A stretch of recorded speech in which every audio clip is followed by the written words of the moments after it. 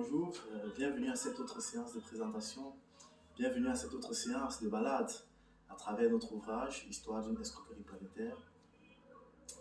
Merci de m'écouter, merci de me suivre à travers ma chaîne YouTube, à travers ma page. Merci, merci, merci. Donc, nous allons faire que simplement que continuer à partir de où nous étions rendus. Donc, la dernière fois, il était question pour nous que d'aborder, que d'indexer les problèmes des peuples noirs. Il était question pour nous, à travers ce questionnement, qui était de savoir par quels moyens, pourquoi nos peuples de cette planète sommes-nous si dégénérés, pourquoi sommes-nous si régressifs et même pourquoi sommes-nous sur cette planète tels des parasites. Tel était notre questionnement. Et en préambule à la réponse à cette question, nous avions attiré votre attention sur le fait que dès lors qu'il est question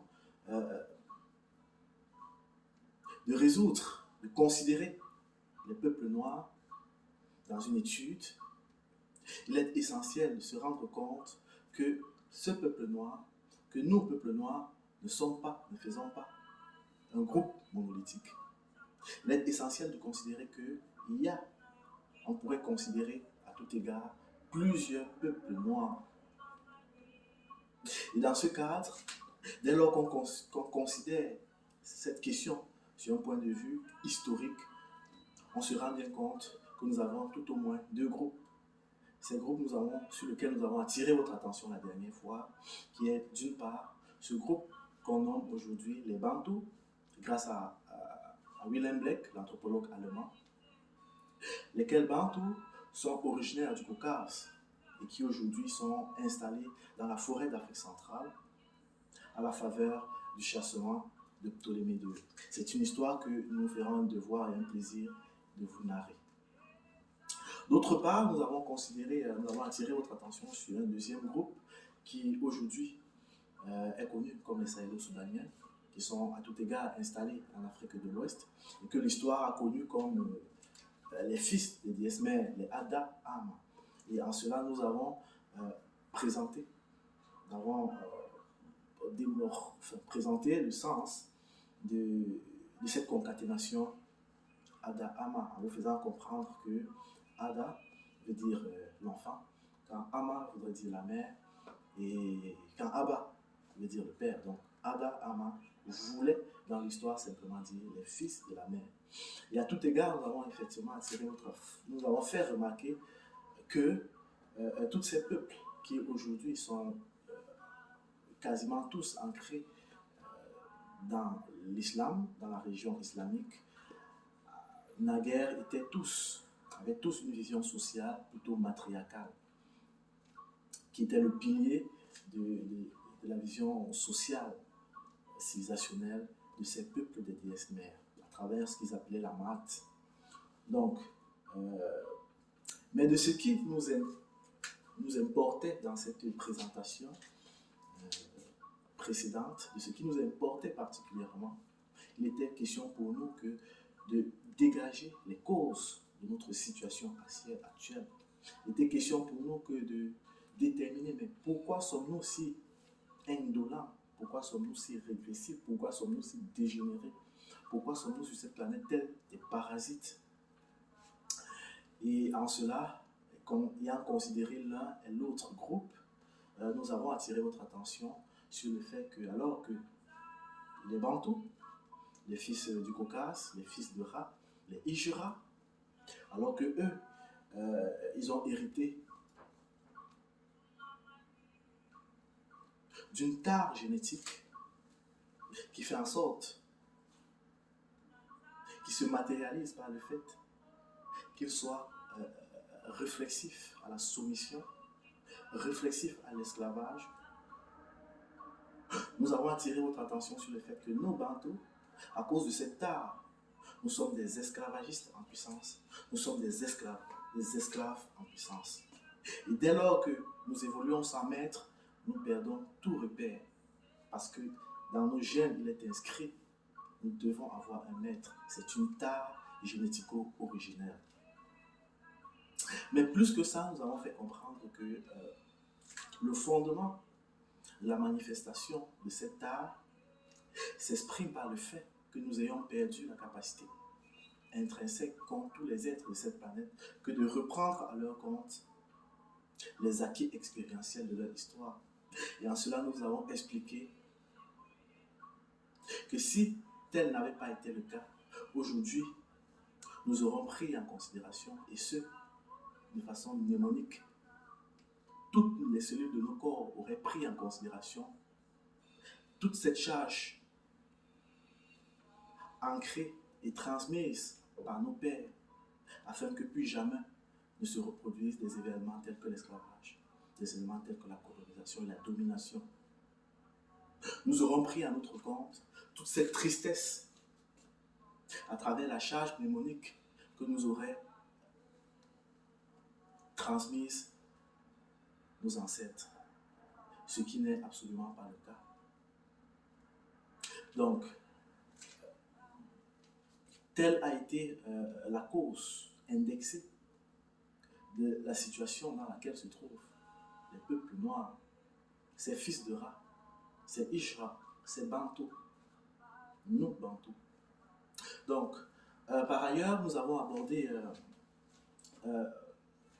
ces peuples des Adam, Ama, ces fils des déesses mères, aujourd'hui principalement installés en Afrique de l'Ouest. Et nous avons fait comprendre que contrairement à ces Bantous, à nous Bantous, qui avons hérité de la tare, qui avons hérité de l'idiotie, qui avons hérité de la soumission, ces fils des déesses mères, eux, ont plutôt acquis beaucoup d'intelligence, beaucoup de sagesse, en vous rappelant les Wisigoths, en vous rappelant les maîtres de la vallée du Nil, en vous rappelant la Maat, qui plus qu'une religion était une philosophie de vie, une philosophie scientifique, une philosophie pratique, la connaissance de la nature. Donc, alors la question que nous étions rendus à nous poser était de savoir comment des êtres aussi sages qui ont civilisé toute une planète, qui ont levé une planète, la civilisation d'une planète à la lisière des étoiles, peuvent-ils être aujourd'hui à se voutrer dans la boue avec des êtres qui n'ont eu pour héritage point de repère que la soumission, que l'esclavage. Alors, et dans ce questionnement, nous avons fait comprendre que ces peuples de déesses mères, la cause de leur situation actuelle est d'ordre particulièrement social. Et en cela, nous avons indexé la religion. Et plus particulièrement, cette méthode, cette pédagogie de cette religion que nous appelons l'islam, en vous faisant remarquer que le fait de psalmodier encore et encore des contre-vérités n'a qu'une seule conséquence: lobotomiser. Lobotomiser. Donc, nous avons fait comprendre que la densité neuronale de ces peuples a été cristallisée par le fait que sur des générations, ils ont ressassé et encore ressassé des contre-vérités. Donc, ces peuples, ces êtres qui naguère de façon héréditaire étaient des sages, vont se voir aujourd'hui encore plus cons que ceux-là qui sont nés dans la connerie, les Bantous d'Afrique centrale. Donc, en demandant pardon à tout égard à ceux qui pourraient prétendre que je les insulte, j'insulte personne, je suis Bantou. Je suis originaire de ces peuples. Alors, je souffrais peut-être que je m'insulte, mais je ne vous insulte pas. Donc, alors, de ce qui nous importe aujourd'hui, particulièrement, il est question pour nous que de déterminer, que de trouver ensemble des éléments de réponse, des éléments de solution. En vous posant cette question, en me posant cette question, j'aimerais donc attirer votre attention sur la base de mes propos, sur les fondements de mes propos. En vous faisant remarquer que ce livre, nous l'avons écrit dans un paradigme que nous avons, sans prétention aucune, mis en place. Je vais ici parler du paradigme de la réflexion logique continue, qui, à tout égard, est un paradigme qui pourrait s'énoncer comme suit. Tout fait, toute vérité est vraie, quelle que soit l'appréhension à travers laquelle on la considère. Donc, en cela, et dans le but et le désir d'émettre un tant soit peu, un élément de réponse à notre questionnement. Par quel moyen nous, peuples noirs de cette planète, pouvons-nous reprendre à notre compte la responsabilité qui était la nôtre, qui est la nôtre, au-delà de toutes ces vicissitudes, au-delà de cette réalité, triste réalité dans laquelle nous sommes embourbés. J'aimerais donc, permettez-moi donc ici d'attirer votre attention sur un personnage historique, sans peut-être en partager le dogmatisme qui entoure ce personnage. Permettez-moi d'attirer votre attention sur cet être que nous connaissons aujourd'hui comme Jésus-Christ, mais qui, à tout égard, ne se nommait pas Jésus-Christ. Mais plus que le personnage, permettez-moi d'attirer votre attention sur le message qu'il serait venu délivrer sur cette planète. Et au-delà de ce message, permettez-moi d'attirer votre attention sur le peuple auquel était destiné ce message. En vous rappelant à tout égard que dès lors qu'il est question, dès lors que nous pouvons indexer le destinataire d'un message, dans un contexte particulier, il est possible d'inférer sur le but même de ce message. Donc, dès lors que nous pouvons, à tout égard, savoir à quel peuple s'adressait ce personnage historique, à travers ce message, nous pouvons inférer sur le but de ce message de façon intrinsèque. En vous rappelant une fois de plus que nous sommes là, en train d'évoquer des éléments de réponse et de solution à notre triste condition, permettez-moi donc d'émettre un lemme, une théorie, qu'on pourrait considérer dans une telle étude. Donc, dès lors, vous savez bien que de façon sociologique, un peuple ne va jamais évoluer totalement en marge de la charge pnéumonique qu'il a vu naître. Tout comme un individu, un peuple ne va jamais évoluer totalement en marge de la charge mnémonique qu'il a vu naître. Cela signifie simplement qu'un peuple est ce qu'il a été, hier comme aujourd'hui. Alors, sachant cela, nous pouvons, de façon motivée, émettre une projection afin que de faire correspondre l'évolution d'un peuple depuis son passé et son vécu actuel, afin que de nous rassurer qu'il s'agit effectivement de lui. Comme qui dirait une étude sociologique, une étude anthroposociologique. Alors, afin que de valider cette thèse qui nous permettra de déterminer à quel peuple s'adressait ce personnage historique, ce Jésus historique, dans un contexte biblique, je voulais dire, permettez-moi d'illustrer cette théorie à travers les peuples occidentaux. Vous savez que hier comme aujourd'hui, les peuples occidentaux sont un peuple dominateur, sont un peuple colonisateur, sont un peuple violent et à tout égard sont un peuple esclavagiste. Sans peut-être émettre un sentiment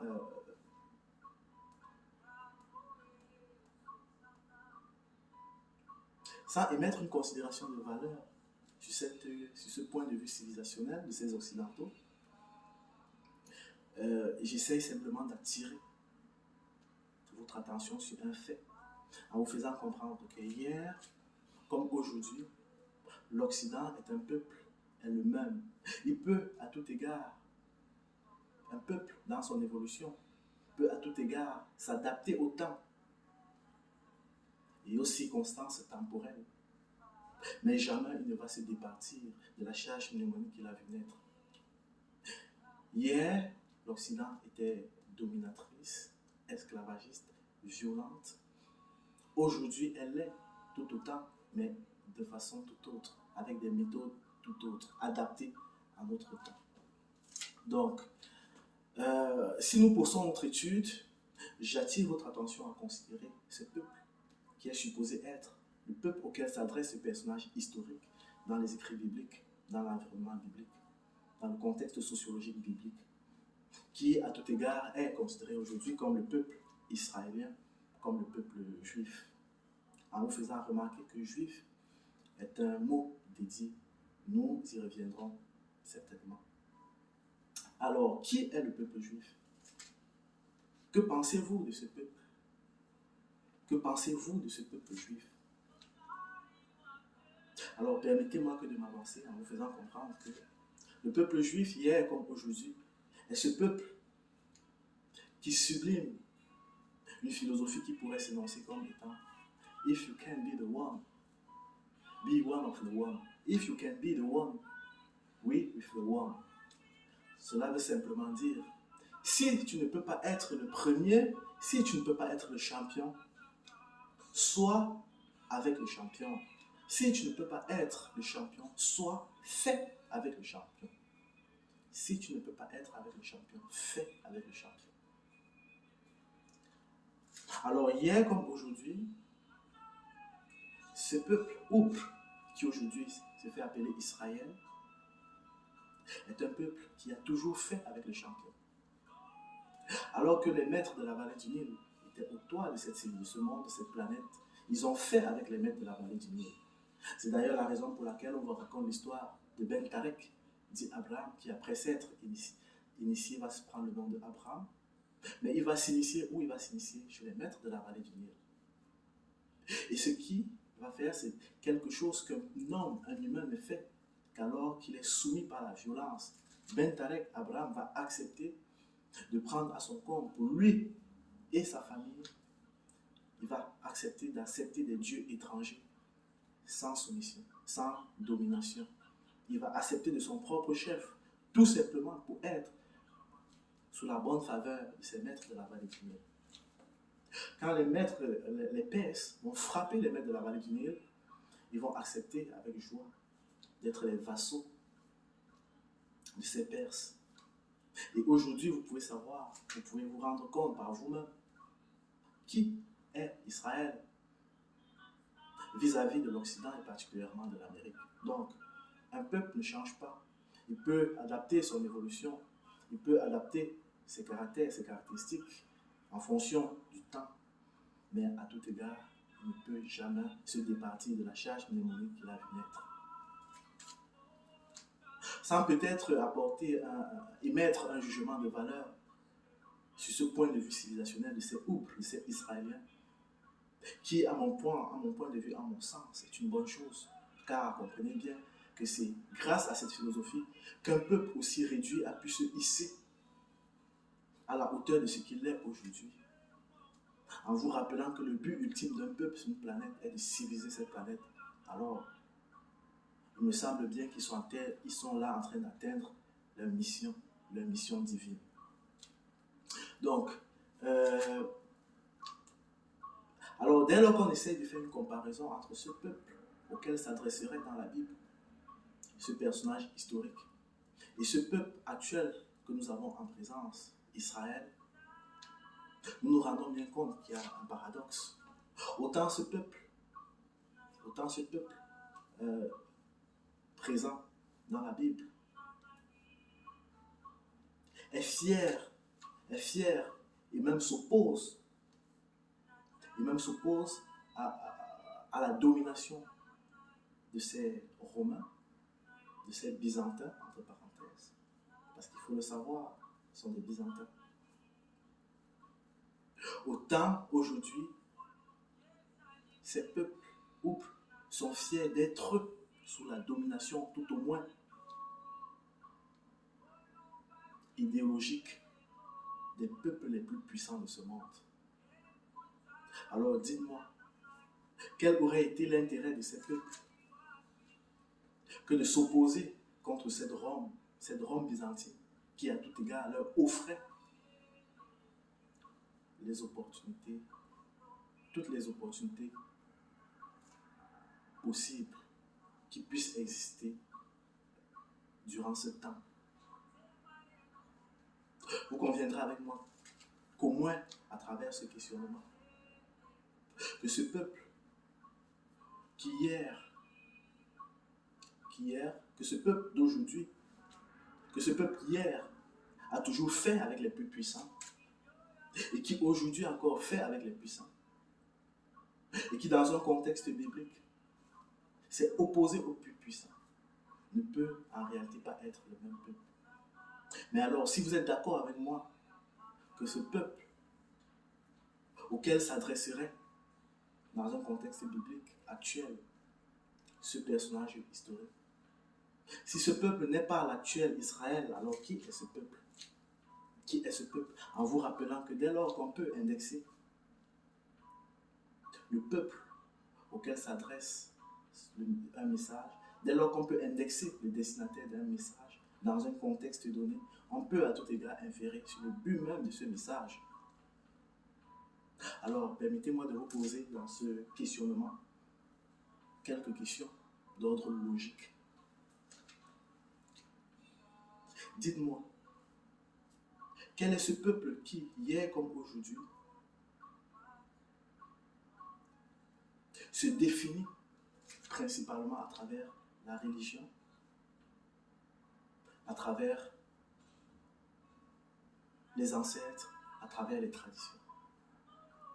Quel est ce peuple qui dans la Bible, dans l'histoire biblique, qui hier et qui aujourd'hui va se définir d'abord à travers sa religion, à travers ses ancêtres, à travers sa tradition? Mais plus que ça, quel est ce peuple qui sait donner des lois, qui par lui-même sait donner des lois, et qui, pour mettre de l'accent sur ces lois, on attribue à ces lois une provenance divine, une provenance ancestrale, une provenance traditionnelle, et qui paradoxalement n'arrive même pas à s'imposer à lui-même ces lois, mais qui n'a d'égard pour ces lois que de l'utiliser que pour opprimer son frère. Mais dites-moi, hier comme aujourd'hui, quel est ce peuple qui arrive à faire autant de prouesses dans cette inconsistance mentale? Dites-moi. Mais dites-moi, hier comme aujourd'hui, quel est ce peuple qui avec pertinence se cache derrière la religion?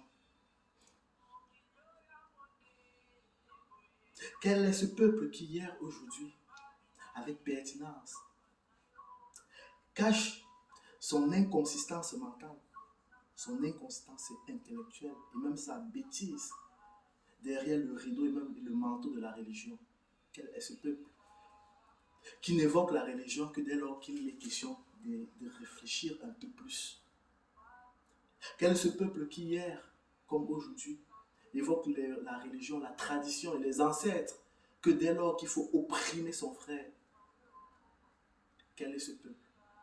Mais dites-moi, quel est ce peuple hier qui, comme aujourd'hui, alors que tous les peuples soumettent la religion pour se développer, quel est ce peuple qui traîne la religion, qui traîne les ancêtres, qui traîne la tradition tel un boulet, en vous faisant remarquer que le but d'un peuple, le but d'une race, d'une planète, est de la civiliser. Et que ne civilise une planète que des hommes libres. Alors, vous êtes d'accord avec moi que cette réponse ne nécessite pas être un savant et qu'à tout égard, il s'agit bien de nos peuples noirs et particulièrement bantous d'Afrique centrale actuellement. Nous, les fils du Caucase qui avons été chassés du Caucase par Ptolémée II, nous sommes ces peuples auxquels s'adressait ce personnage historique au Caucase, en Byzance et non pas en Palestine. Alors, comme je vous l'ai dit en préambule, dès lors que nous pouvons indexer le destinataire d'un message, on pourrait à tout égard inférer sur le but de ce message, en vous faisant rappeler, en vous faisant remarquer, en vous rappelant que le message en lui-même ne parlait, au-delà de tout l'aspect dogmatique repris aujourd'hui par l'Église chrétienne, Ce message ne parlait que de justice, de bonté et d'amour. Et plus que tout, ce message était destiné aux Bantous, de par leurs conditions, de par leur tas hérité, de par leur tas génético-originaire. Et le message était de leur faire comprendre que sur cette planète, la condition, l'une des seules conditions, je ne peux pas dire l'une des seules conditions qui puisse vous permettre de reprendre à votre compte la responsabilité qui vous revient, qui vous incombe, est de vous inscrire dans cette science qu'est la justice, la bonté, l'amour. Il était question pour ce personnage venu des hauteurs de l'univers de nous dire qu'il est essentiel pour notre survie, qu'il est essentiel pour notre survie sur cette planète, que de sublimer ce que l'on pourrait appeler aujourd'hui l'économie de la bonté, l'économie de la justice et l'économie de l'amour. Parce que si nous inscrivons dans cette science, nous résoudrons nos problèmes d'ordre économique, nous résoudrons nos problèmes d'ordre sociaux et nous résoudrons nos problèmes d'ordre spirituel. Alors, en m'exhortant, moi, que de m'inscrire dans cette philosophie, en vous exhortant, vous, que d'inscrire dans cette philosophie, ou du moins, à considérer la question, j'attire votre attention sur le fait que, pour celui qui considère ou qui étudie le devenir et la projection future de nous, peuple noir, sur cette planète, il serait très obligé de considérer deux seules options. Soit nous sommes balayés, nous sommes supprimés à tout égard, soit nous sommes utilisés pour surélever une race moins indolente. Cela signifie simplement que l'histoire va se répéter. Soit nous serons tous balayés de cette planète, soit nous serons réduits à l'esclavage, une fois de plus. En vous faisant également remarquer que ni l'Occident, de par le travail civilisationnel qu'il a accompli jusqu'ici, ni même l'Asie, encore moins l'Asie, de par le sacrifice qui s'est imposé à lui-même afin que d'émettre un point de vue civilisationnel sur cette planète. Ni l'un ni l'autre ne peut se permettre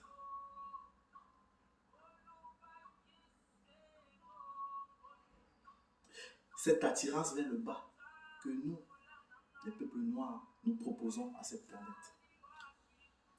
Aucune de ces civilisations ne peut accepter ces nivellements vers le bas que nous, peuples noirs de cette planète, nous proposons à cette planète.